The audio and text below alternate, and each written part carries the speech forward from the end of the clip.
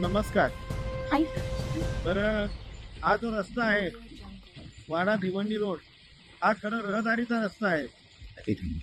त्या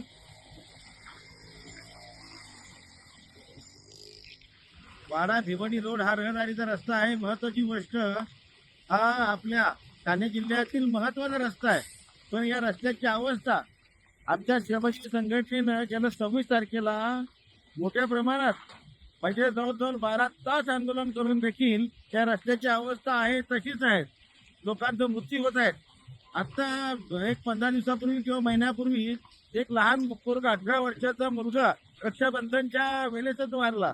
आईची किंकाने ऐकून तरी आम्ही तुम्हाला विनंती करतो की आजचे आमच्या ठाणे जिल्ह्याचे पालकमंत्री माननीय उपमुख्यमंत्री एकनाथजी शिंदे साहेब यांनी तरी या रस्त्याकडे लक्ष देऊ हा तातडीनं बनवण्यात यावा ही विनंती तुम्हाला आम्ही नागरिकांतर्फे करतो. शिंदे साहेब आम्हाला दुसरंच सुचवायचं आहे की शिंदे साहेबांपर्यंत हा मेसेज पोहोचला पाहिजे.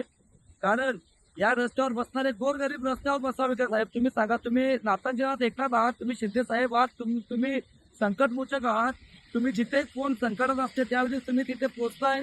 साहेब, जर तुम्ही आमचे पालकत्व स्वीकारलेलं आहात, तुम्ही आमचे पालकमंत्री आहात, तर मग तुम्ही या रस्त्याचा का पाठपुरावा घेत नाही साहेब?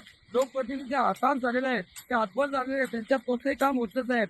आमदार या ठिकाणचा आमदार आता स्वतः खड्डे भरतोय.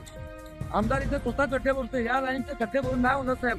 कृपा आमची तुम्हाला विनंती आहे का तुम्ही लवकरात लवकर या रस्त्याबद्दल निर्णय घ्यावा. हा रस्ता सुलभ लोकांसाठी करावा आणि होणाऱ्या लोकांचा मृत्यू इथं थांबवावा ही नम्रतेची विनंती साहेब तुम्हाला.